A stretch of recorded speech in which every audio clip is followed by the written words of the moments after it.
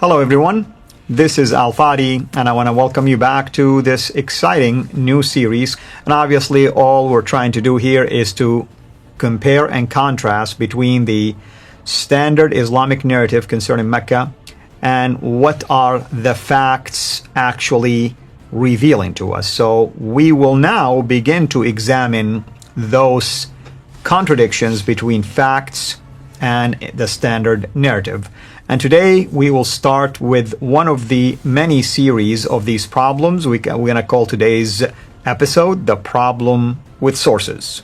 So with me here, of course, is Dr. J to unpack that for us. Yeah, now we're getting into the historical difficulty. Now you might say, hold on a minute, haven't you already started? Yes, we have. And in the previous episodes, we did get in some historical anachronisms that are difficult and need to be addressed. What I want to do now is look at more specific problems, because this is the difficulty that Mecca has. It makes so many claims. You saw the claims it makes, that it's the earliest city, it's the city that Abraham went to, it's a city that all these prophets, whole litany of prophets, up to 300 prophets are buried at. Therefore, it's the center of history. It is not only the center, it is history. Because all the prophets from Adam all the way up until today, well, Muhammad's not buried there, he's buried in Medina, but all the other prophets are buried there. Then all of history is centered on Mecca. It's great to be able to lift Mecca up so high, but the higher you lift it, the more you put him up on a higher pedestal, the farther he's going to fall. And now we're going to start watching that fall. Because of the claims they made, they have, in many ways, they have just destroyed themselves historically. So let's go into the historical problems and let's ask the first question. And of course, there it is right on the screen.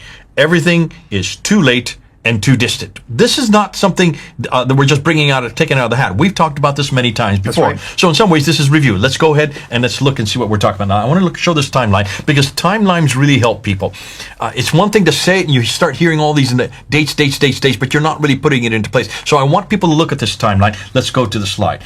Let's start then with the emergence. This is how the Islamic standard narrative, the standard Islamic narrative has always said, and this is what they tell us.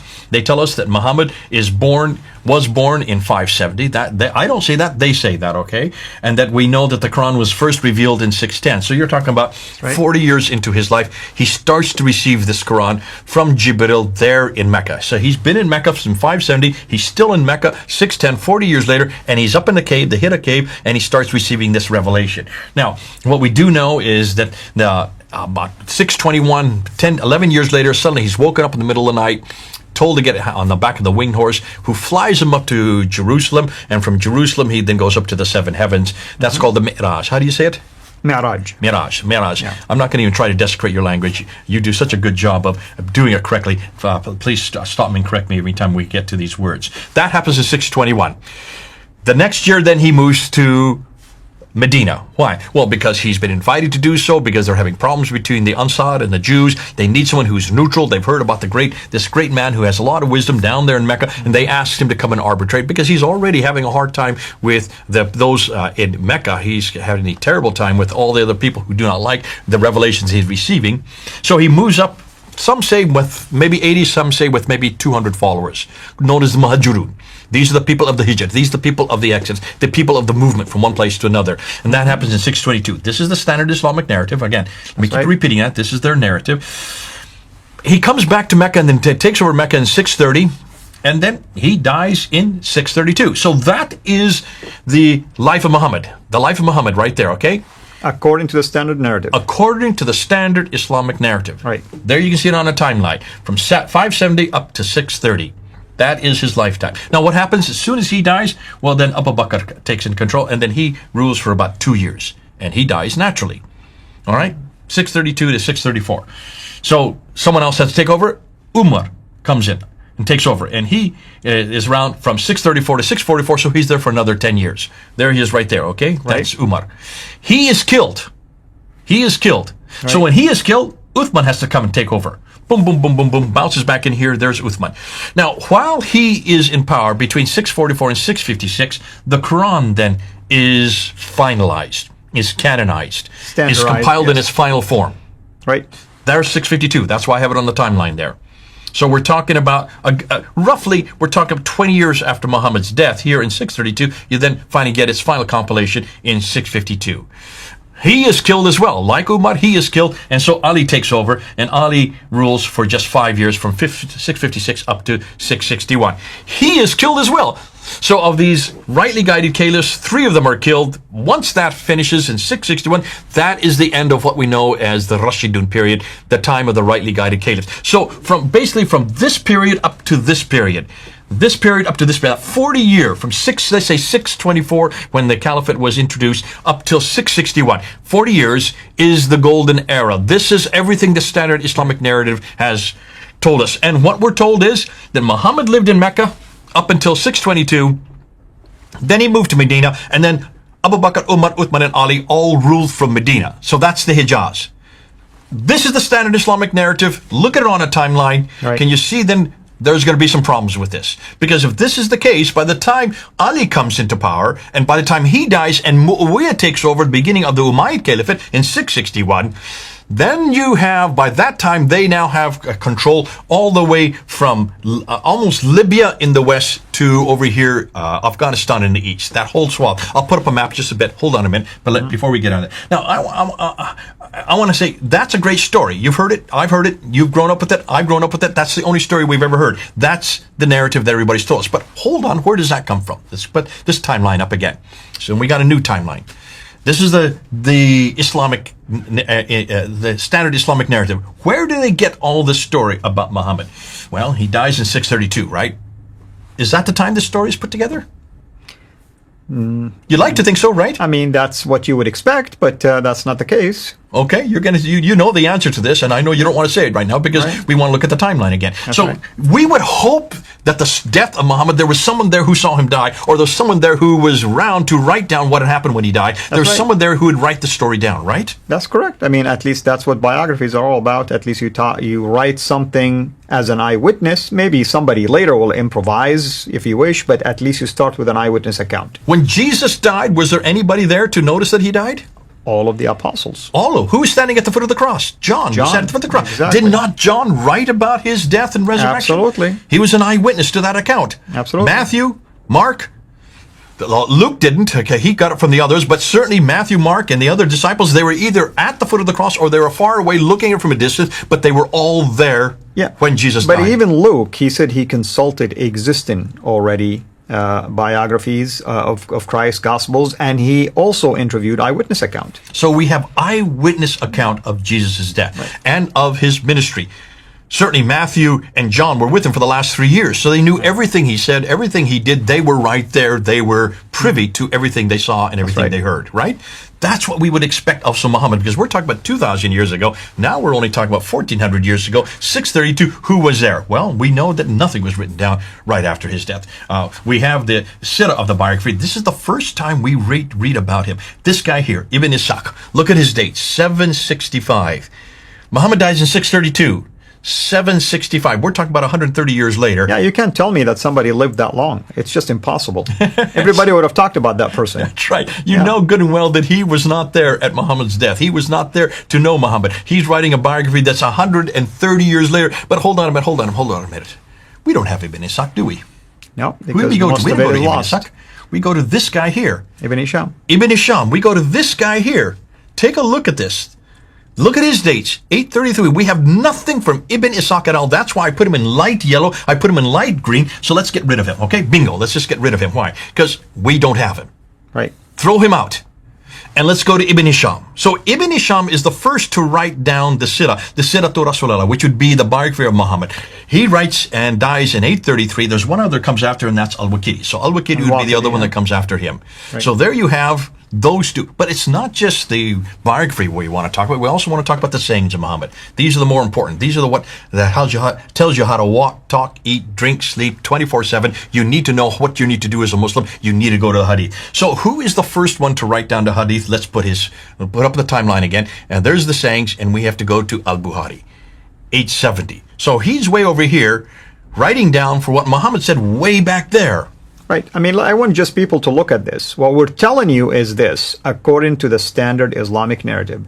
The primary sources that will tell you about Muhammad or what he said, or how he lived, how he behaved, are at least 200 years and more beyond his life. Okay, exactly. He's not the only one. We have some other ones. Let's look at these ones. Sahih Muslim. Take a look at Sahih Muslim there. 875. Let's look at some other ones. Here you have At-Tirmidhi. 884. Here's another one. Ibn Majah. You go ahead and say the name. Yeah. Look at, and I'll do the date. 887.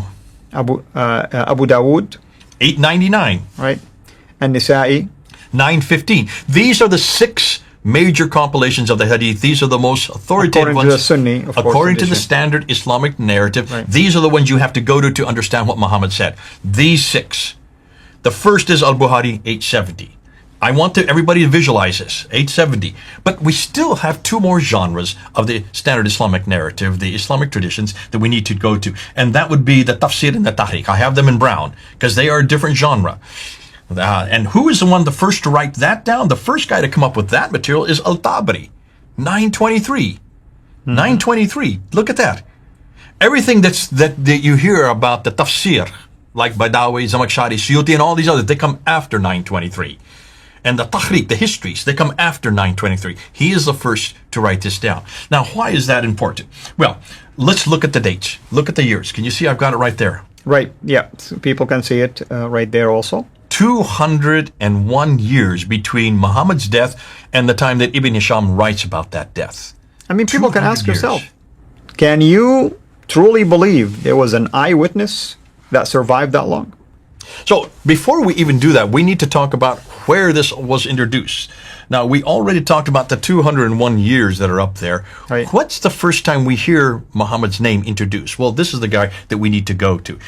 We've said this many times. You have done it before, and his name is Abdul Malik. Abdul Malik, the caliph between 685 and 705, is the first one to introduce his name. He introduces it on the coins, he introduces it on the Dome of the Rock, and he introduced it on the caliphal protocols. Right. The coins and the protocols are all being created there in Medina.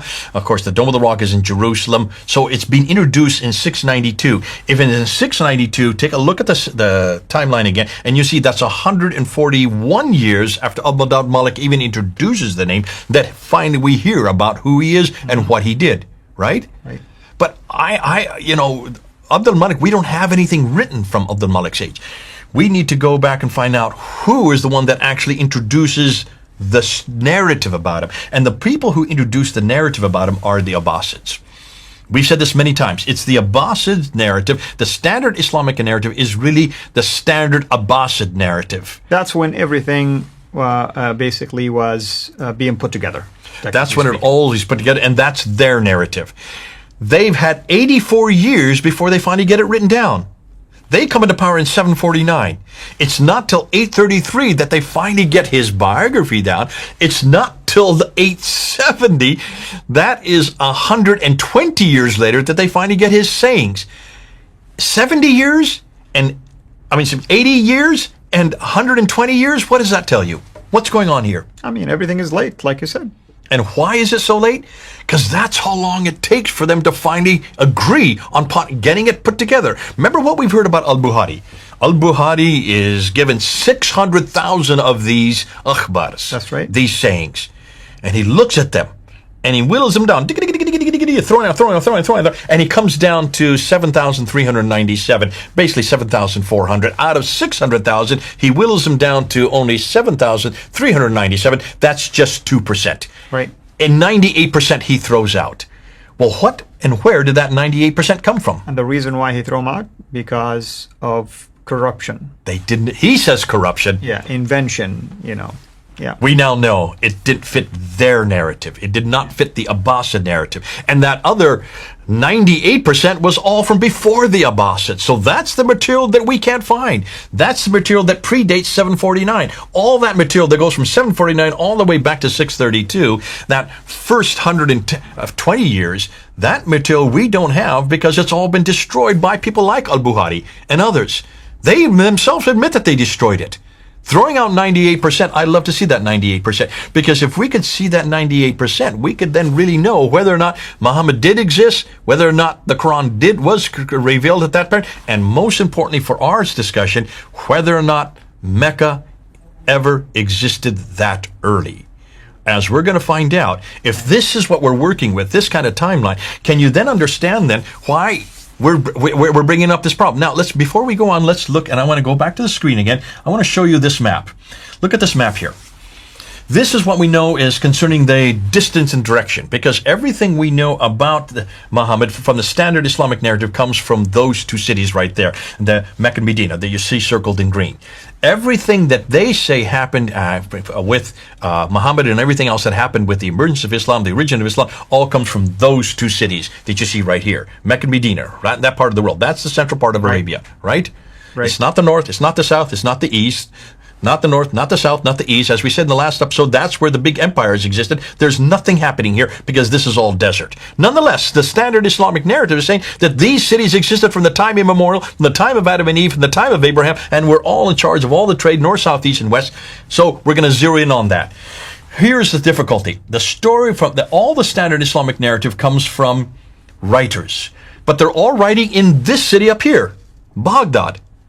Baghdad is 1,800 kilometers away from Mecca and Medina. It's way too far north. That's right. It gets even worse than that. Geographically speaking, it's further away from the supposed epic center of Islam. We talked about Ibn Hisham, the first to write down the Sira. He was born in Basra, right? Mm-hmm. Born in Basra, but he grew up in Cairo, which is over here. So he grew up in Cairo. And then he did all his work up in Baghdad. So Cairo is 1,600 kilometers north. Basra is 1,800 kilometers north. Baghdad is 1,800 kilometers as well. Can you then understand why suddenly everything that we know about the Standard Islamic Narrative, where it's being put together, where it's being compiled, is thousands of kilometers away? And Baghdad was the capital for the Abbasid dynasty. That Baghdad was a capital, and it became the capital in the mid-8th century. Before that, it was called Ctesiphon. Ctesiphon is the... Al-Stafan, and then they... is the Persian name. Yes, exactly. For what used to be the Persian from the the Sassanian times. So that's just for the Sira. Let's go to al-Bukhari. He's called al-Bukhari because he comes from Bukhara. That is Uzbekistan. Right. That's right. That is Uzbekistan. How far is that from Mecca and Medina? That's a good 4,200. That is thousands of kilometers away. That's where he grew up. That's where he did his work, but that's where he grew up. He was nowhere near Mecca and Medina when he grew up or when he did his work. Let's do the tafsir and the tahriq, and that's from al-Tabari. Look at where al-Tabari, he grew up here in Tabaristan, which is today Iran. That's right. So Iran, Uzbekistan, Iraq, Egypt. Notice what you see with those red dots. What a coincidence. Tabaristan is 2,800 miles away. Conclusion, none of the traditional writers lived or worked in Mecca or Medina. They were too far to the north of Mecca and came from the west and east of Baghdad. What more than that? All of these northern areas, everything you see here on this map up here, are where the Abbasids originated from. Let's do one other thing. I want to look at this problem with this northern hegemony. So let's look at the next map. This northern hegemony, when you look at the Islamic traditions, so the Islamic traditions say it all happened in the Hijaz, yet all the writers of the traditions work in Baghdad. You can see that, and they come from, they work in Baghdad, though they come from these other cities, so I'm putting them up on the map there. You can see visually. Note all of these northern areas are where the Abbasids originated from, where all the red circles are. That's where they originated from. On top of that, all the writers of the traditions, let's come down underneath here. Look where the writers are. There's Ibn Hisham, there's al-Bukhari, there's al-Tabari. They're hundreds of years away for the writers. Which is even more damaging. There you go. Yeah. And hundreds of miles too far to the north. So that when we always say too far north and too far distant, or too far north and too late and too far, this is what we're talking about. That's too late down here, and that's too far up there. It's too late because Muhammad was born way back there, and it's too far north because Muhammad was not born, or Muhammad supposedly was born here when everything we know about him is way up here. So, conclusion, they all wrote their material hundreds of miles too far away and hundreds of years too late. There's the timeline. There's the map. The two together. So we're concluding with all these things. Hold on a minute. People will say, well, hold on a minute. You got the same problem in Christianity. Do we? Let's do the same timeline, and let's look at Christianity, and let's look at Jesus Christ. So what I'm going to do now is I'm going to show you where our writers, write about Jesus Christ, and I'm going to give the most liberal dates possible. You're not going to agree with these dates. You're going to get all upset. Don't worry about it. I want to show you with even the most liberal dates. For those of you who are watching me, many of you are going to get upset, you Christians. Hold on. I'm doing this intentionally. I want to take not the conservative dates. I want to take the liberal dates. Let's look and see what we know about Jesus, and let's ask the same question about Jesus: when he was born, who wrote it, when they lived it, when they wrote about what he said and did. So let's start with there's Jesus in 33 AD. Now, the Tahrik is the first to be written down. So this would be the history of the early church. And that's the book of Acts, the history of the early church. Now, we know that was written by Luke between 52 and 62 AD. So we're talking roughly 20 to 30 years after Christ died. You have the Tahrik. I think you're referring to the history book, basically. Right? History of the early church would be the similar. It would be. That's why I have it in brown, because I'm trying to do like with like. The Tarikh of the church, basically, is represented by the book of Acts. And the Tahrik of Tabari would be the equivalent to the Tahrik of Tarikh the al-Tabari New Testament. versus Tarikh Muhammad al-Rasul. Now let's look at the tafsir. So the tafsir would be the commentaries of Paul. Paul begins to write within 15 years of Christ's death and then continues up until 65 AD. So that's within 15 to 34 years of Christ. You have the tafsir. The tafsir of al-Tabari would be corresponding to the tafsir of Paul. Paul is the one who then unpacks what Jesus said in all of his letters in the different cities. Then we get to what Jesus actually did. Well, then you need to start with Mark. Let's start with Mark and let's put him at 70 AD. I know some people are going to get upset with me. I'm looking at the most liberal dates. 70 AD is when the Sira, which would be the biography of Jesus' life, and the Hadith, which would be the sayings of Jesus, were first written down by Mark. That's within 37 years of Jesus' death. And then you have Matthew and Luke, which would be the other two Gospels, written around 80 AD. So that's the Sira and the Hadith. Now, so we have three Gospels of Mark, Matthew, and Luke, written within 37 to 47 years of Christ's death. And then finally we have the Gospel of John, which would be the last Sira and the last Hadith, written about 90 AD. So within 57 years of Christ's death. Again, I mean, some might jump in right now and watch this, and I know we're going to get a lot of hate mail, hate comments. We're giving you the most liberal dates out there just to make our point clear. That's what we're doing. We're trying to show you. Yeah. And listen, I don't agree with these dates necessarily, but they're all before 90 AD, That's okay? Right. If we can all agree on that, they're all before 90 AD. And they Christ see the died in conservative 33 AD. dates in the brackets. They can see them. You know? Okay. Yeah. So, within 29 to 57 years of Christ's death, we get the entire New Testament written down. All right. Within 30 to 60 years, let's just say roughly 30 to 60 years, we get the entire New Testament written down. Note, and take note of this. All of the New Testament writers, whether it is Luke or Paul or Mark or Matthew or John, all of them were writing in the same place Jesus lived. That's right. I mean, that's the main point. They were eyewitness, basically, to what he has done. Peter makes that case in 2 Peter chapter 1, starting from verse 16. They're not writing hundreds of miles away. That's right. See, if they were writing hundreds of miles away, in comparison to what we now know about the writers who wrote about Muhammad's life and what he said, they would have to be living way up in Turkey. None of them lived way up in Turkey. They lived in Palestine. They lived where Jesus lived. They actually were in the same towns, the same cities. They were with him for 3 years. At least two of them were, okay? That's the first thing. They either knew him personally or they got the material from others who saw what he did and heard. And they were all writing their material down within 30 to 60 years of Christ's death. Now, can you then understand why the scholars have such a problem with the traditions of Muhammad? Because everything they say concerning Islam's late date, everything they know about Islam, everything they know about Mecca, did not exist in the 7th century at all, but evolved over a period of 200 to 300 years. The Quran, the book that Muhammad supposedly was revealed to, was not written in 22 years like the Standard Islamic Narrative wants to tell us, but likely evolved over a period of 50 to 100 years. The conclusion is the history of Islam and the city of Mecca, at least from the time of the Caliph Abdul Malik and before, is a later fabrication. And that's why, look at their concerns. I'll just put it up there just for you to see. Look at their concerns. Why in the world did it take so long to write this down? Why is it no one actually lived in Mecca to write about it in Mecca? That's right.